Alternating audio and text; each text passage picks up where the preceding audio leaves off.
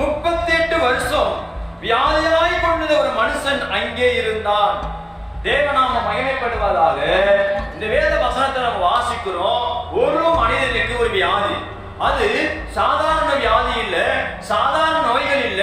அவன் உடம்புல காணப்பட்ட வியாதி 38 வருஷம் அவன் உடம்புல இருந்திருக்கிறது, அவன் சரீரத்தில் இருந்திருக்கிறது, அவனுடைய வாழ்க்கையில இருந்திருக்கிறது.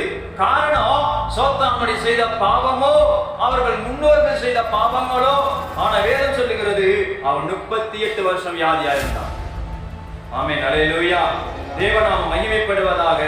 அவனுடைய வாழ்க்கையில ஒரு எதிர்பார்ப்பு, அவனுடைய வாழ்க்கையில ஒரு சோத்திர எதிர்பார்ப்புகளோட, படுத்த படுக்கையோட சாதாரண வாழ்க்கையை வாழல, எதிர்பார்ப்புகளோடு கூட வாழ்ந்து கொண்டிருந்த ஒரு மனுஷன் 38 வருஷமா. தேவனுக்கு மகிமை உண்டாகட்டும். வேதத்தில் வாசிக்கிறோம், 2ஆம் வசனத்தில் வாசிக்கிறோம். எபிரேயர் பாஷையிலே பெதஸ்தா என்னும் எனப்பட்ட ஒரு குளம் எருசலேமின் ஆட்டு வாசலில் அருகே இருக்கிறது. அதற்கு 5 மண்டபங்கள் கால்கள் உண்டு. அவைகள் குருடர், சப்பானிகள், சூம்பின உறுப்புடையவர்கள் முதலாவது வியாதிக்காரர்கள் அங்கே படுத்திருந்து தண்ணீர் எப்பொழுது கலங்கும் என்று காத்து கொண்டு இருப்பார்கள்.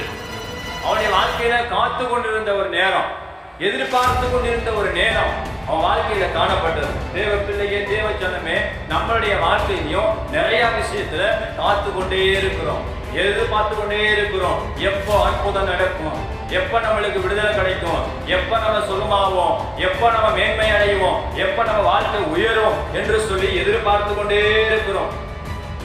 ஆனா தேவநாம மகிமைப்படுவதாக. அவனுடைய வாழ்க்கையில எதிர்பார்ப்பு என்ன தெரியுமா? எப்ப குளம் கலங்கும், எப்ப தேவதூதன் குளத்துக்குள்ள இறங்கி கலக்குவான், எப்ப நான் போய் சுகமடைவேன் என்று சொல்லி 38 வருஷம் எதிர்பார்ப்பு. 38 வருஷமான வியாதி, 38 வருஷமான கவலை, 38 வருஷமான போராட்டம் அவன் வாழ்க்கையில காணப்பட்டது. தேவனுக்கு மகிமை உண்டாகட்டும். அவன் எதிர்பார்ப்பு என்ன? எப்ப குளம் கலங்கும். சில வாழ்க்கையில நம்மளுடைய சில பேர் நம்ம வாழ்க்கையிலேயே அப்படிதான். எப்போ சோத்திரம், இவன் நம்ம எதிரிகள், இவனுடைய சத்துருக்கள், எப்ப இவனை தோக்கடிக்கலாம், எப்ப இவனை மடங்கடிக்கலாம், எப்ப இவனை ஜெயிக்கலாம், எப்ப நம்மளை இவனை மேற்கொள்ளலாம்னு சொல்லி சத்துருக்கள் எதிர்பார்த்து கொண்டே இருப்பாங்க. ஆனா நம்மளை காக்கிற தேவன் நம்மளோடு இருக்கிறார், நம்மளை பாதுகாக்கிற ஆண்டவர் நம்மளோடு கூட இருக்கிறார். தேவநாம மகிமைப்படுவதாக. வேத வசனத்துல வாசிக்கிறோம், 38 வருஷம் எதிர்பார்ப்பு தேவ தூதனை நோக்கி. 38 வருஷம் எதிர்பார்ப்பு குளம் கலங்குமா என்று சொல்லி. 38 வருஷமான அவனுக்கு ஒரு பெரிய போராட்டம். எப்ப நான் இறங்குவேன், எப்ப அந்த குளத்துல நான் போய் இறங்கி சுகமடைவேன், எப்ப நான் வீட்டுக்கு கடந்து போவேன்னு சொல்லி ஒரு எதிர்பார்ப்போடு கூட படுத்து கிடந்த ஒரு மனிதனுடைய வாழ்க்கை. ஆமென், அல்லேலூயா. தேவநாம மகிமைப்படுவதாக. வாசிக்கிறோம், 38 வருஷம் வியாதியோடு இருந்து கொண்டிருந்த ஒரு மனுஷன் அங்கே இருந்தான். ஆமென், அல்லேலூயா. நம்ம வாழ்க்கையில எங்கேயோ அங்கதான் இருக்கிறோம், படுத்து கடந்தே இருக்கிறோம், வேதனைப்பட்டு கொண்டே இருக்கிறோம், துயரப்பட்டு கொண்டே இருக்கிறோம், கண்ணீர் வடிச்சு கொண்டே இருக்கிறோம். எப்ப அற்புதம் நடக்கும், எப்ப என் வாழ்க்கை நல்லா இருக்கும், எப்ப எதிர்காலம் நல்லா இருக்கும், எப்ப என் குடும்பம் நல்லா இருக்கும், நான் எப்ப என் பிள்ளை தலை தூக்கும், எப்ப என் வாழ்க்கை ஆசீர்வாதமா இருக்கும், நான் எப்ப மேன்மை அடைவேன்னு சொல்லி எதிர்பார்ப்புகளோட படுத்து கொண்டு இருக்கிறோம், எதிர்பார்ப்போட காத்து கொண்டு இருக்கிறோம். தேவநாம மகிமைப்படுவதாக. இந்த மனிதனுடைய வாழ்க்கையிலும் அதுதான்.